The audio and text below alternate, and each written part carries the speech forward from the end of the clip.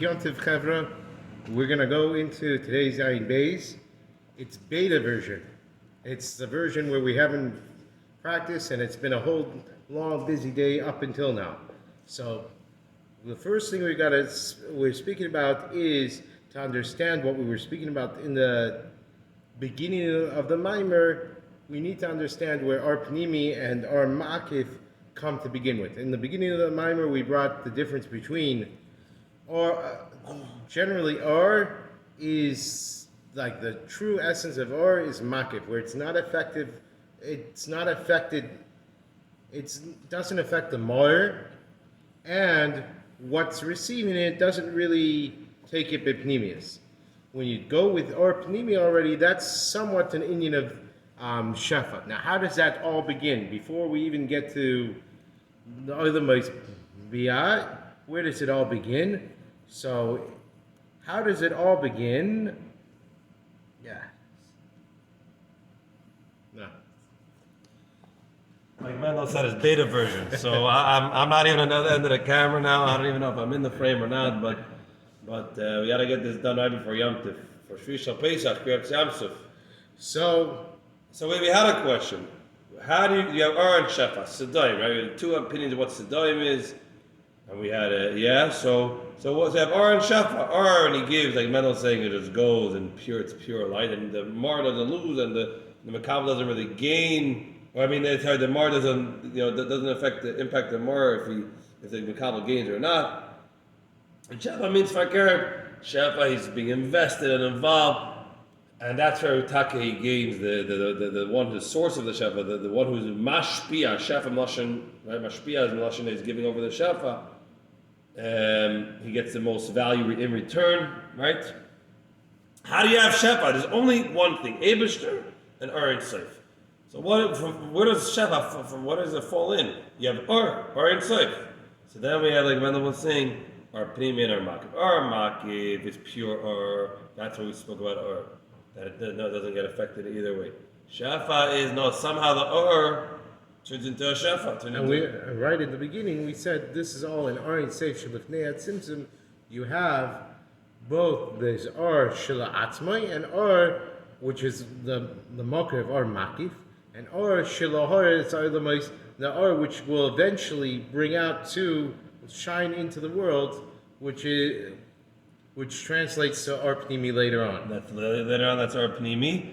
And basically, we speak about the concept of the word Atzilus. It's actually a very fundamental component of Hasidus, coming an hour before Yom Tov. We're learning Hasidic fundamentals over here. The word Atzilus is like this. It's Ar Pniimi. And it's Atzilus Sheba Atzilus, really, because the Rakanti holds that once you hit the Kalim already, in Atzilus, it's already Bria Sheba Atzilus. A pure Atzilus is the Ar of Atzilus. It's Ar Pniimi. And from there comes Shefa. Once it hits the Kalim of Atzilus or Biyah, depending on which opinion you're holding by, then that's Shefa. But in Atzilus, it's Or Shene Etzal. What does that mean? Atzilus is Milashon Hatzala V'Afrasha. It's removed. It's the same thing. Rabbi Gerala gave the morning an example in the morning. What's another thing to say the word Hafrasha? Hafrasha Schal. You have a big dough. You take the dough. You didn't change it. You didn't do anything to it. Same exact mehus, but it's removed. That's the beginning of the process for an Ar that's pure Ar, that's technically, still just as pure as Ar Ma'akif, even though the beginning, the source of Ar Pniimi, for it to eventually become Shefa, where they have the giver, the Mashpia, has to be invested in giving it over. And then, as we turn the page, we go back to where we say that Seichel is more like the concept of Ar Pniimi, and Ratzin is more the idea of Ar Ma'akif. Oh, wait. That it doesn't join. Come, Yoni, come on in. Let's go. We're doing this beta version. At least say good Shabbos, good Yom Tov. Someone take over the Rashi? One second. We're doing the Rashi wine. Rashi wine's going to be after this.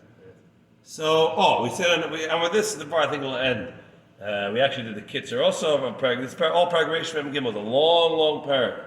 We said that the Ar Ma'akif is always shining. And even after the symptom, it's still the same shining, just you don't get it. The Makabel doesn't get it. And how do you have this in a person's experience? That you see when someone's experiencing a Ma'akif, his penimi shines more. Because a makiv doesn't have anywhere to express itself. The makiv is just that the thing is being expressed. So we're going to look at the person. For example, we say that there's a mazel. The Rebbe Shabi used the word. If someone has a mazel first. A mazel is the idea of makiv. But if it's a mazel for his seichel, he'll have atzlacha in his learning. Or even in the parnasa, he says, you're making money, right? If you have a mazel, you won't just get according to the return on your investment.